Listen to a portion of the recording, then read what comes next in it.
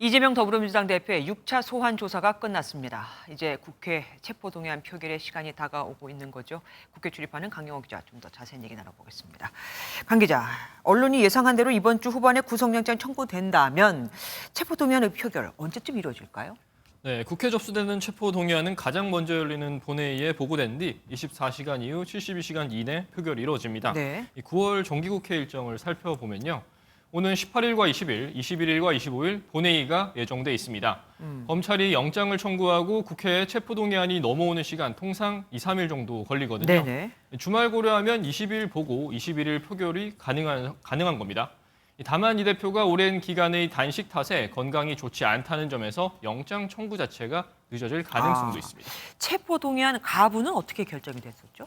네, 체포동의안은 재적 의원 과반 출석에 출석 의원 과반이 찬성하면 가결되는 만큼 168석의 민주당 기류에 따라 사실상 결정이 됩니다. 네. 지난 6월 이재명 대표가 불체포 특권 포기를 약속함에 따라 당초 가결이 될 것이란 전망이 우세했는데 최근 들어 변화가 있는 상황입니다. 그 변화라면 뭐 이 대표의 단식이겠죠? 네, 그렇습니다. 한 민주당 중진 의원은 MBN과의 통화에서 부결 여론이 압도적이라며 단식하는 상황에서 동정 여론이 높아지고 있다고 전했습니다. 실제 오늘 열린 의총에서도 관련 발언이 나오기도 했습니다. 이재명 당대표를 저들의 소굴로 내보낼 수 없습니다. 절대로 저 무효인 사법처분에 우리가 순명하고 순종할 수 없다고 생각합니다. 민주당이 나서서 가결을 주도했을 때 자칫 사법부에 구속해도 좋다 이런 신호를 줄 수 있다는 점을 우려하는 의원도 있었습니다. 그간 비명계 내에서는 아무래도 가결 여론이 높지 않았습니까? 그런데 단식을 이렇게 길게 하다 보니까 아무래도 좀 변화가 있을 것 같기도 해요. 네, 말씀하신 대로 비명계에선 그간 이 대표가 당당히 영장 실질심사 임해야 한다 이렇게 주장을 했었는데요. 네네. 하지만 연일 이어진 단식에 비명계 의원들도 관련 언급을 꺼리는 게 사실입니다.